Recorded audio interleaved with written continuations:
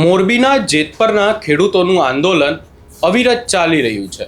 ઉપવાસ આંદોલન પણ ખેડૂતોએ કર્યું, ઉપવાસ તોડ્યું. ત્યારબાદ આંદોલન પાર્ટ 3ની પણ જાહેરાત કરવામાં આવી અને આંદોલન પાર્ટ 3 ચાલી પણ રહ્યું છે. પરંતુ આ આંદોલન પાર્ટ 3 કેટલો સમય સુધી ચાલશે અને શું સરકાર સાંભળશે, એની વિગતે ચર્ચા કરીશું. નમસ્કાર, હું છું ઉજ્જવલ અને આપ જોઈ રહ્યા છો નિર્ભય. એક તરફ ખેડૂતો છે અને બીજી તરફ ક્યાંક ને ક્યાંક તંત્ર છે.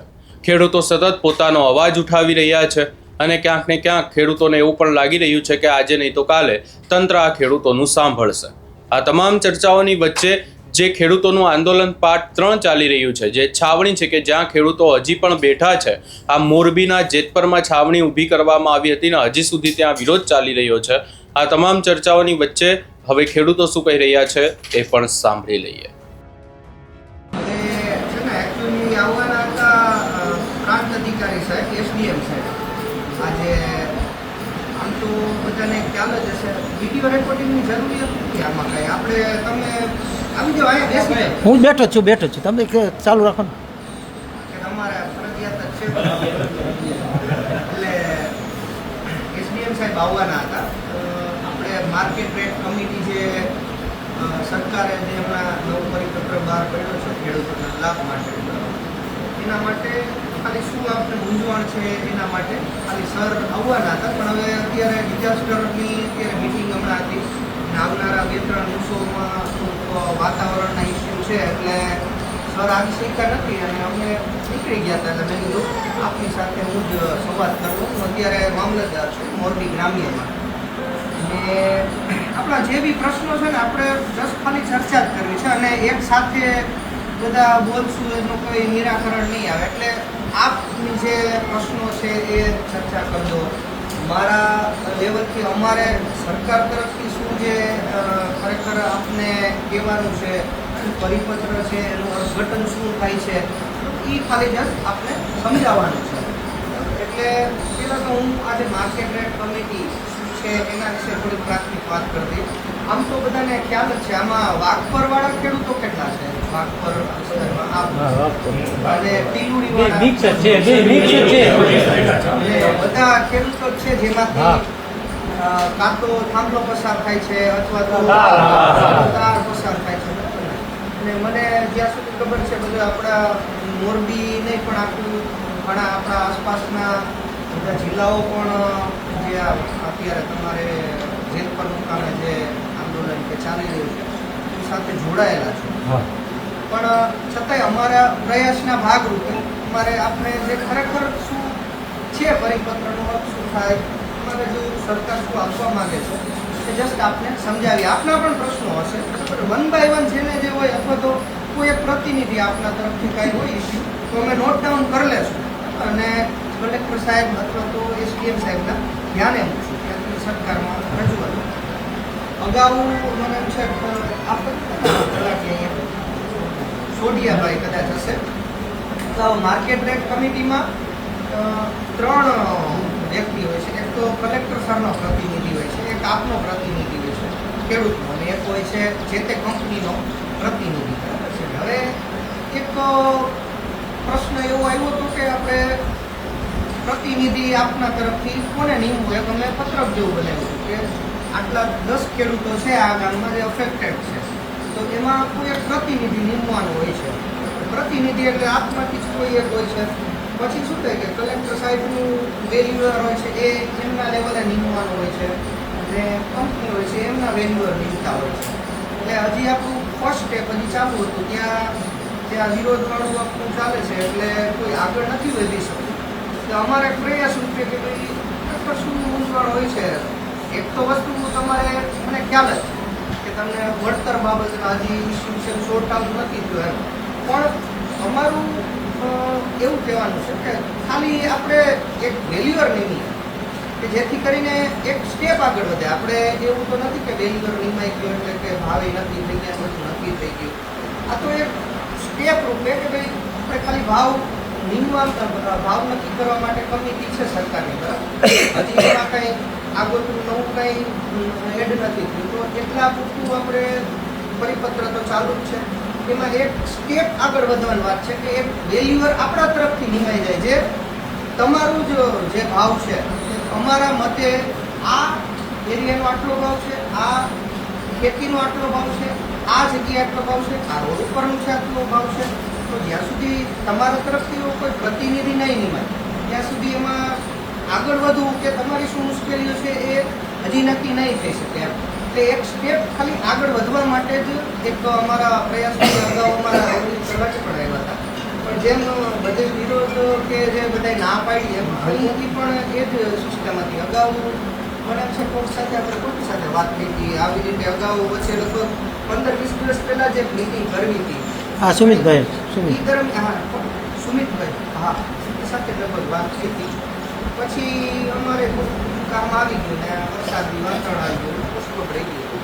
પાછો એક અવસર મળ્યો છે તમારા બધા સાથે વિચાર વિમર્શ કરવાનો. અમારી એક ખાલી સરકાર તરફથી વિનંતી હતી આપ સર્વેને કે એકવાર વેલ્યુઅર આપના તરફથી નિમાઈ જાય ને આપ જે કહો એ જે પ્રતિનિધિ આપને નિમવાનો છે પછી તમને એમ લાગે કે ભાઈ આ ગામમાં અલગ અલગ મંતવ્ય છે અને બે ભાગ પાડવા છે ગામના તો પણ ખેડૂતો એમના પ્રતિનિધિ મારી જાણ મુજબ નિમી શકે અથવા તો પછી એમાં ધારો કે કોઈ અવકાશ ન હોય એને ફરજિયાત હોય તો અલગ વસ્તુ છે. પણ મને જ્યાં સુધી ખબર છે ત્યાં સુધી લગભગ કોઈને એવા ઇસ્યુ નથી હોતા કે આમાં કાંઈ બે ભાગ હોય કે એવું. એટલે ગામ દીઠ એક પ્રતિનિધિ એમાં નિમવાનો હોય છે. બસ એના માટે અમે ખાલી રિક્વેસ્ટ કરવા આવ્યા છે. આપના લેવલે આમાં કંઈ હોય તો ગમે એક વ્યક્તિ અને બહુ સ્પષ્ટ જે હોય રજૂઆત કરી શકે. સુમિતભાઈ તમારે કેવું હોય સર? સુમિતભાઈ કહે છે ને કેવું એમાં એવું હોય સાહેબ, એમાં છે એની રચના હતી એક પરિપત્રમાં 4 હાથનો આવ્યો. હવે મેન એમાં પરિપત્રમાં પૂરા ઝાઝા બરોબર. હવે એમાં વેલ્યુઅર અમે નિમી દઈએ અત્યારે તો એનો કોઈ સ્ટેપ આગળ વધી કોઈ જ ફાયદો નથી, 1% ફાયદો છે નહીં. એટલે પહેલાં જે ગવર્મેન્ટને તમે સાહેબને રજૂઆત એવી કરજો કે આમાં જે 25 મુદ્દા સાથે લેટર પેડ અમે 365 ગ્રામના આપ્યા છે બરોબર. અને મોટી રેલી થઈ કલેક્ટર સાહેબને આપી હોય કોઈ હાથવાત આપ્યા છે બરોબર. એમાં 25 મુદ્દાનો ઉલ્લેખ છે અને 30 સિવાય બીજા હજી 3 થી 4 મુદ્દા પાછા એ કરવાના થાય કે એમાંથીની રચના કરશું આપણે.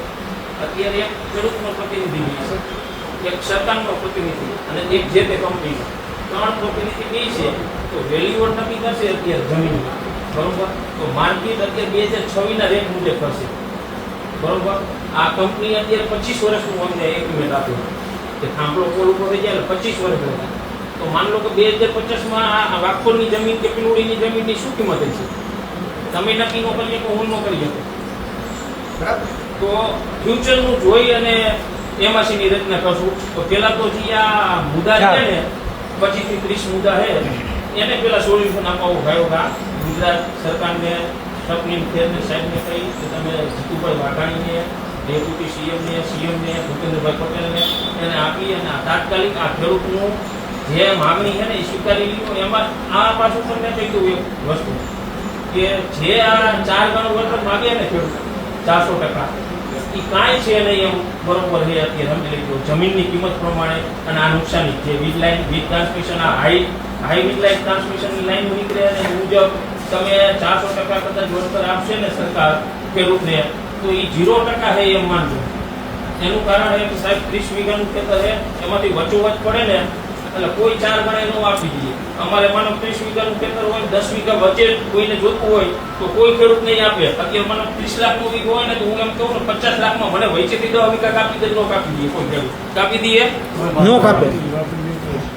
આ સિવાય કે હજી મુદ્દા તો 4 હાથનો પરિપત્ર ના મંજૂર. હા 4 હાથનો પરિપત્ર તો ના મંજૂર જ છે. એટલે તી પેલા અમે સાહેબ તમને એ રિક્વેસ્ટ કરી કે અત્યારે કોઈ એમઆરસી નું આગળનું સ્ટેપ અમારે કોઈને વાઘપર પિલોડીના ખેડૂતને કોઈને આગળ વધવું નથી. અને બેસીને કઈ ફાયદો નથી. આપણે 50 લાખ રૂપિયા બેસીએ આપણે ક્યારે ના, ના. 1 કરોડ રૂપિયા કિંમત કરો તો બોલે 50 લાખ રૂપિયા કિંમત કરો દેવાના હે તો 2 ગણા દેવાના. હા તો 50 લાખની કિંમત એની છે 10 વીઘાના ખેતર તો એ તો 50 લાખ ની તો 5 કરોડની દીધું. ઓલું તો સીધું તમારે 2 કરોડની જમીન. એટલે સાહેબ 4 હાથનો પરિપત્ર અમને મંજૂર નથી. ના એ તો બરાબર લખી નાખ્યું. ચોખ્ખી વાત, બરાબર. તમારી રજૂઆત ફર્સ્ટ વાત, સુમિતભાઈએ કરી તમારા બધા વતી હા હા નોટ ડાઉન કરી લીધી છે અને સર મેં ધ્યાને મૂકશું. આ સિવાય કે કંઈ બીજા નવા મુદ્દા, કારણ કે જો આમાં શું છે કે અત્યારે આ કેવી વસ્તુ પોલિસી બનાવી એટલે કોઈ એવું નથી કે તમારે ગામ સુધી આપણે પોલિસી બનાવી નહીં. આ પોલિસી છે એ ખાલી જેટ પર ને ખાલી લીંબુડી વાગ પર ને લાગુ નહીં પડે. આ પોલિસી લાગુ પડશે આખા ગુજરાતમાં. એટલે બધું ગુજરાત સરકાર છે બધું ધ્યાને રાખીને પોલિસી ઘડતી હોય છે. નો ડાઉટ તમારા પ્રશ્નો એનાથી કોઈ શોર્ટ આઉટ થાય એવું તમે નથી કહેતા, પણ પોલિસી આ રીતે બનતી હોય છે. અને આ ખાલી એવું નથી કે ગુજરાતને જ અફેક્ટ કરતી હોય. આ જ પોલિસીને ધ્યાને રાખી અને જે તે ઇન્ડિયામાં પણ બધે પછી ઓલું ઇમ્બેલેન્સ ન થાય. અને સરકારને જે રીતે પોલિસી ભૂતકાળમાં જે રીતે બનાવી હોય અને અત્યારે જે રીતે પણ પોલિસી બની શકતી હોય એને ધ્યાનમાં રાખીને બનાવતી હોય છે. પણ અત્યારે તમારા પ્રશ્નો જે છે કોઈ એક પોકેટ પૂરતું ધ્યાને રાખીએ ઘણીવાર એવું બનતું હોય. એક પોકેટમાં આ વસ્તુ છે નાનું લાગતું, એક પોકેટમાં એ બધું મૂકે છે અને સરકાર બધું ધ્યાને રાખીને પોલિસી બનાવતી હોય છે. છતાંય આપના આ પોઈન્ટ્સ મને એમ છે અગાઉની આપની જે રેલી હતી પદયાત્રા એમાં પણ આપણે આપેલા છે. સરકારના ધ્યાને હોય જ, સરકારને મૂકેલા પણ છે. બરાબર, આ તો એ સિવાયનું સરકારે જે આટલું આગળ સ્ટેપ વધાર્યું છે કે આપની જે બધાની માગણી હતી કે એક અમારો પણ પ્રતિનિધિ નિમે, તો સરકારે એને ધ્યાને આપની માગણી રાખીને જ એક પ્રતિનિધિ નિમેલો છે. બરાબર, પછી એમાં આપના કંઈક મૂંઝવતા પ્રશ્નો હોય તો એની પાછું સોલ્યુશન થાય. એટલે આપણે બધા હોપફુલ છીએ. આપણે એવું નથી કે સરકારને નથી દેવાનું કે એવું કોઈ વાત નથી.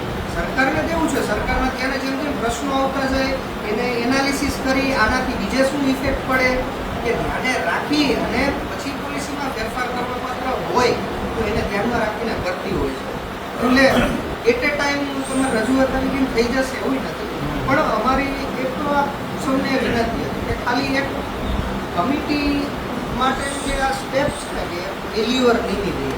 વેલ્યુઅર નીમવું એટલે શું કે તમારા બધા વતી પ્રતિનિધિ કોણ એટલું જ. હજી તો અમારી ઓફિસમાંથી પ્રતિનિધિ નિમાશે, કંપનીએ જે એનો પ્રતિનિધિ નિમશે, પછી મિટિંગો થાય એમાં આપની હાજરી હોય અને પછી ડિસાઇડ થતું હોય છે. એટલે તો તમે વેલ્યુઅર નીમી દીધો એટલે બધું થઈ ગયું એવું તો નથી ને. વેલ્યુઅર નીમવું હોય તો તમારા ભવિષ્યમાં નીમવાનો છે. સમજો સરકારને એ બધું સાચું, પણ હવે એક સ્ટેપ બાય સ્ટેપ થોડુંક તો આગળ વધુ ના હોવાથી આગળ આવે પછી આપણે હાલવું છે. અમે 5 માંથી એક મૂકી દેશું તમને કે આ અમારો વેલ્યુ એ તો મેં લખી હા બસ. અને એ ભાઈ અમારી લાગણી અને સરકાર હજી કાંઈ કદાચ આગળ વિચારે તો એ કાંઈ વિચારવા દેવાનું છે. પણ જે આ વળતરની માંગ છે આખા ગુજરાતની મહારાષ્ટ્રમાં એવું થાય કે જે આધાર પીટીએસી ટેલિગ્રાફ એપ કે પ્રોવાઈડ હોય અંગ્રેજ વખતનો